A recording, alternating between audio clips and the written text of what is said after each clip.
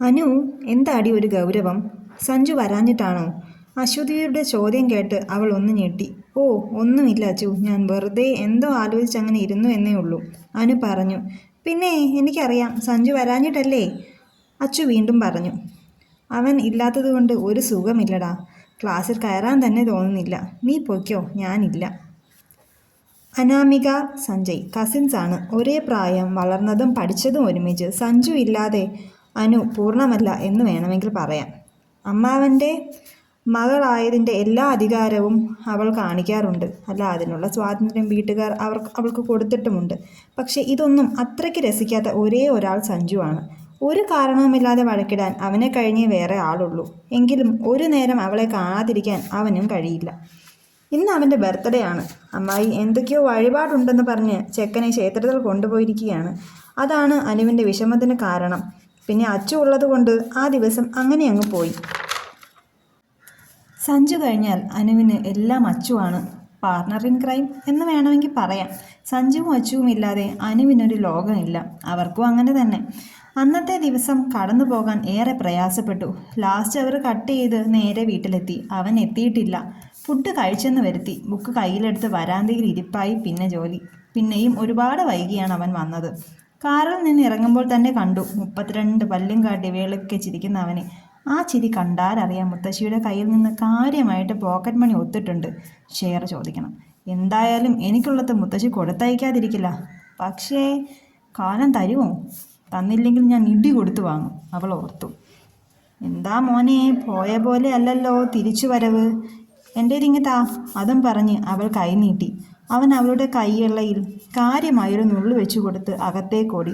ദുഷ്ടൻ, നീ തീർന്നടാ, അലറിക്കൊണ്ട് അവളും പിന്നാലെ പാഞ്ഞു.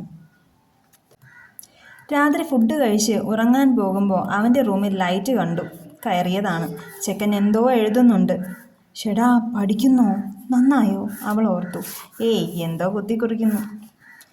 ഞാനങ്ങ് പേടിച്ചു പോയി, അവൾ മനസ്സിലോർത്തു. എന്താ മോനെ, വല്ല യക്ഷിയും കൂടിയോ? അവൾ ചോദിച്ചു. യക്ഷിയൊന്നും അല്ല മോളെ, ഭഗവതി, സാക്ഷാൽ കാവിലെ ഭഗവതി, അവൻ എങ്ങോ നോക്കി പറഞ്ഞു. ഒന്ന് പോടാ, കൂടിപ്പോയാൽ ചൂർപ്പണ ഗൗരി. അതിൽ കൂടുതലൊന്നും ഞാൻ നോക്കിയിട്ട് കാണുന്നില്ല. അവൾ പറഞ്ഞതും കിട്ടി അവൻ്റെ വക തലയ്ക്ക് തട്ട്. പിന്നെ പിടിച്ച് റൂമിന് പുറത്താക്കി കഥ കടച്ചു. ശുഭം, അവൾ മനസ്സിലോർത്തു. തിരിഞ്ഞു നടന്നു. വേഗം വാടി, സമയമായി. ഇങ്ങനെ ഒരുങ്ങാൻ നിന്റെ പെണ്ണുകാളിലൊന്നും അല്ലല്ലോ, കോളേജിലേക്കല്ലേ. അവൻ ധൃതിയിൽ അവളെയും കൂട്ടി കോളേജിലേക്ക് പുറപ്പെട്ടു. ദാ പിന്നെ നോക്കിയും കണ്ടും നടന്നോണം. ആ അബിയില്ലേ, അവൻ സസ്പെൻഷൻ കഴിഞ്ഞ് ഇന്ന് കയറും. വെറുതെ ചെന്ന് ചൊറിഞ്ഞ് പ്രശ്നമൊന്നും ഉണ്ടാക്കരുത്. ഇനി ഉണ്ടാക്കിയാലും ഒറ്റയ്ക്ക് തീർത്തോണം. എന്നെ വിളിക്കരുത്. സഞ്ജു പറയുന്നത് കേട്ട് അനുവിന് ദേഷ്യം വന്നു. പെൺപിള്ളേരോട് വേണ്ടാത്തതൊക്കെ പറഞ്ഞും ചെയ്തും നടക്കുന്ന ഒരുത്തനെയാണ് നീ ഇപ്പോൾ സപ്പോർട്ട് ചെയ്തത് എന്ന് ഓർത്തോണം. ഓ, നീയൊക്കെ പിന്നെ ഒരേ വർഗമാണല്ലോ. പക്ഷെ അത് ഇവിടെ ഇറക്കണ്ട. പിന്നെ അവൻ ഇനി എന്തെങ്കിലും പിറപ്പുകേട് കാണിച്ചാൽ ഈ അനാമിക ഇനിയും കംപ്ലൈൻറ്റ് ചെയ്യും. സസ്പെൻഷൻ വാങ്ങി കൊടുക്കുകയും ചെയ്യും. ഇത്രയും പറഞ്ഞ സ്ഥിതിക്ക് സഞ്ജു, ഇനി നീ ഇതിൽ ഇടപെടണ്ട. ഇത്രയും പറഞ്ഞ് അവൾ തിരിഞ്ഞിരുന്നു. ദാ, വലിയ ചാൻസി റാണി ആവല്ലേ. കഴിഞ്ഞ തവണ ഞാൻ ഇല്ലായിരുന്നെങ്കിൽ കാണാമായിരുന്നു. അവൻ മോളെ വലിച്ചു കീറി ഭിത്തിയിലൊട്ടിച്ചേനെ. അവനും വിട്ടുകൊടുത്തില്ല. പിന്നെ കുറച്ച് സമയത്തേക്ക് ആരും ഒന്നും മിണ്ടിയില്ല. കോളേജിലെത്തി ഡോറ് തുറന്ന് അവൾ പുറത്തേക്കിറങ്ങി. അനു, നീ ദേഷ്യത്തിലാണോ? എപ്പോഴും എനിക്ക് ഓടിയെത്താൻ പറ്റിയെന്ന് വരില്ല, അതാടാ പറഞ്ഞത്. അല്ലാതെ നീ വിഷമിക്കാൻ പറഞ്ഞതൊന്നുമല്ല. നമ്മളായിട്ട് ഒന്നിനും പോവണ്ട, പ്ലീസ്. അവൻ്റെ സംസാരം കേട്ട് അവൾക്ക് ചിരി വന്നു. അവൾ പുഞ്ചിരിച്ചുകൊണ്ട് തിരിഞ്ഞു നടന്നു. പിന്നെ ക്ലാസ്സിലേക്ക് നടന്നു. അച്ചു എത്തിയിട്ടില്ല. അവൾ ക്ലാസ്സിൽ ബാഗ് വെച്ച് പുറത്തിറങ്ങി വരാന്തയിൽ ചെന്ന് നിന്നു. അപ്പോഴേക്കും സഞ്ജു കാറ് പാർക്ക് ചെയ്ത് കോളേജ് മുറ്റത്തേക്ക് വന്നിരുന്നു. അവിടെ വാഗമരത്തിൻ്റെ ചോട്ടിലാണ് അവൻ്റെയും ഗ്യാങ്ങിൻ്റെയും സ്ഥിരം സ്ഥലം. ആകാശ്, അവനാണ് സഞ്ജുവിൻ്റെ വലങ്കൈ. ഗ്യാങ്ങിൽ പ്രധാനി സഞ്ജുവാണ്. വെളുത്ത മുഖത്ത് കറുത്ത കുറ്റിത്താടി, ചിരിക്കുമ്പോൾ ചെറിയ നുണക്കുഴി, ചെറിയ കാപ്പിക്കണ്ണുകൾ. അവൻ ചിരിക്കുമ്പോൾ അവ തിളങ്ങുന്നതായി അവൾക്ക് തോന്നി. അവൾ ഇമ ചിമ്മാതെ അവനെ തന്നെ നോക്കി നിന്നു. എന്താ മോളെ, നോക്കുന്ന കണ്ടാൽ ഓടിച്ചെന്ന് കെട്ടിപ്പിടിക്കുന്ന മട്ടുണ്ടല്ലോ. ശബ്ദം കേട്ട് അവൾ തിരിഞ്ഞു നോക്കി. അച്ചുവാണ്. അതേടി, കെട്ടിപ്പിടിച്ചാൽ മാത്രം പോരാ, ഒരു ഉമ്മ ഓടി കൊടുക്കണം. അനു അവൻ്റെ തന്നെ നോക്കി പറഞ്ഞു.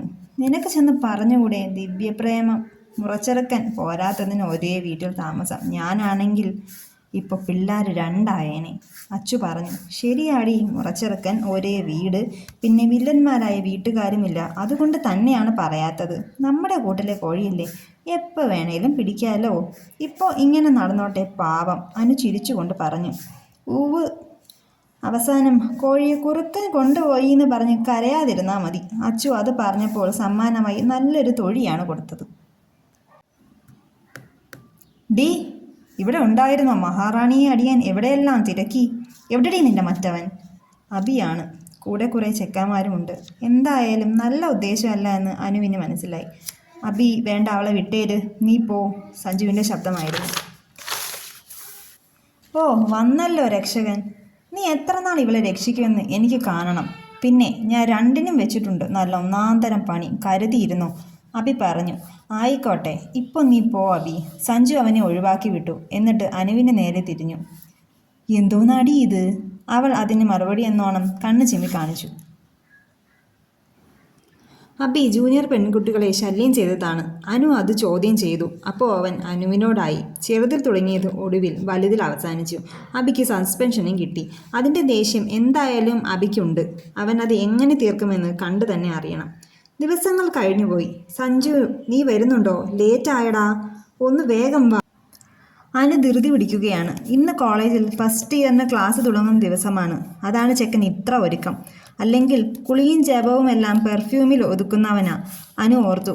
ആലോചിച്ച് നിന്നപ്പോൾ തന്നെ സഞ്ജു സ്റ്റെയർ ഇറങ്ങി താഴേക്ക് വന്നു. ബ്ലൂ ജീൻസ്, ഒരു വൈറ്റ് ടീഷർട്ടാണ് വേഷം. കുറച്ച് ലേറ്റ് ആയാലും ചെക്കനെ കാണാൻ നല്ല ചേലുണ്ട്. അവൾ കണ്ണെടുക്കാതെ അവനെ തന്നെ നോക്കി നിന്നു. വേഗം വന്നേ, സമയമായി.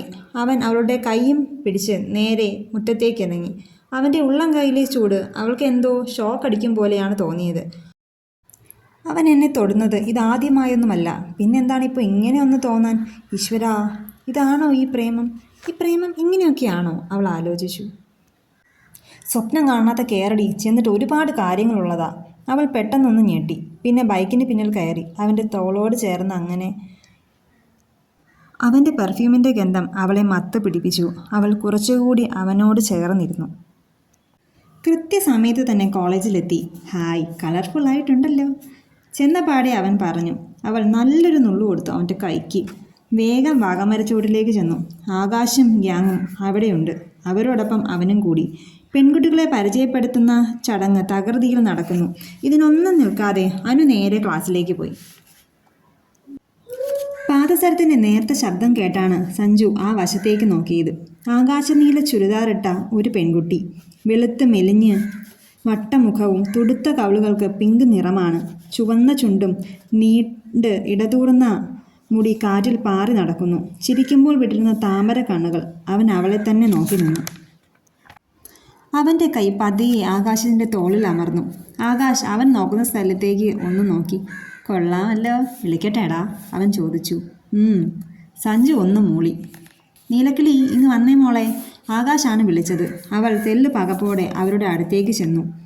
എന്താ മോളുടെ പേര്?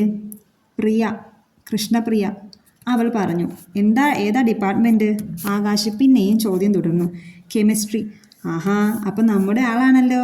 എന്നാ പിന്നെ തുടങ്ങിക്കോ. പാട്ടാണോ ഡാൻസാണോ അതോ ഇനി നാടകമാണോ? ഏതാണ് ഐറ്റം? അവൾ ഒന്നും മിണ്ടാതെ പകച്ചു നിന്നു. കവളുകളിലെ ചുവപ്പ് രാശിക്ക് നിറം കൂടി. അത് പെണ്ണിനെ പിന്നെയും സുന്ദരിയാക്കിയതായി അവന് തോന്നി. സഞ്ജു ആകാശിൻ്റെ തോളിലൊന്ന് തട്ടി. പാവം, വിട്ടേക്കടാ. കൃഷ്ണപ്രിയ അല്ല, പ്രിയ പൊക്കോ. അവൻ അവളെ നോക്കി പറഞ്ഞു. എന്നാ പിന്നെ കൃഷ്ണപ്രിയ അല്ല, പ്രിയ കൊച്ച് ചെന്നാട്ടെ. ആകാശ് സഞ്ജുവിനെ നോക്കി പറഞ്ഞു. അവൾ സഞ്ജുവിനെ നോക്കി ചിരിച്ചുകൊണ്ട് നടന്നു. അവൻ്റെ മുഖത്തും എന്തോ ഒരു ചിരി വിടർന്നു.